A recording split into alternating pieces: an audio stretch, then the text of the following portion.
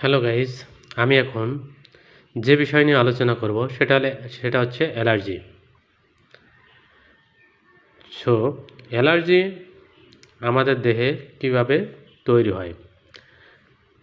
Allergy সাধারণত allergen antibody রিয়াকশনের কারণে হয়ে থাকে।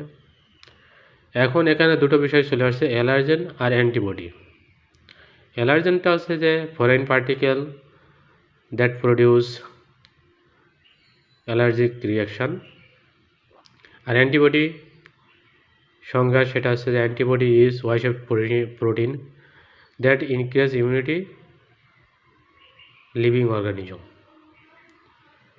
যাই হোক, তাহলে অ্যালার্জেন বিভিন্ন সোর্স থেকে আসতে পারে। সেটা হচ্ছে যে প্লান্টস, পোলেন্স, তারপরে স্মোক, স্মেল, তারপরে drug, chemicals, hot and cold,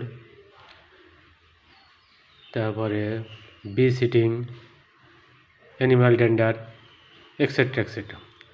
তো অ্যালার্জেন মানবদেহে mouth, nose, skin, eye, ear দিয়ে প্রবেশ করে।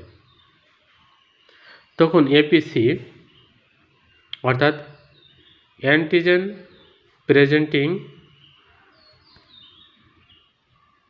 সেল এই অ্যালার্জেনকে বি লিম্ফোসাইটে পাঠায়।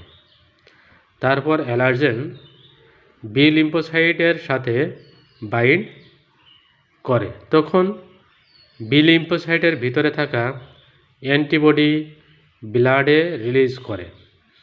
তারপর অ্যান্টিবডি মাস্ট সেল এর সাথে বাইন্ড করে, জোড়ায় জোড়ায় বাইন্ড করে মাস্ট সেলের সাথে। এখানে একটু বলে রাখি, mast cell are the cells that present is gastrointestinal tract, respiratory tract, eye, nerve ending, skin, around blood vessel.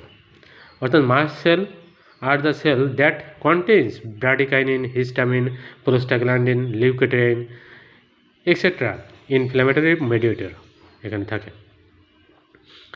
তো এরপরে আবার যখন অ্যালার্জেন মানবদেহে প্রবেশ করে, তারপর অ্যালার্জেন কী করে, মাস্ট সেলের উপরে থাকা অ্যান্টিবডির সাথে ব্রিজ তৈরি করে।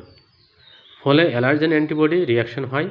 এর ফলে মাস্ট সেল ভেঙে যায় এবং এর ভিতরে থাকায় anti inflammatory mediators, bradykinin, histamine, prostaglandin, leukotriene ETC বেরিয়ে ব্লাডে যায়। এরপরে কী হয়, যখন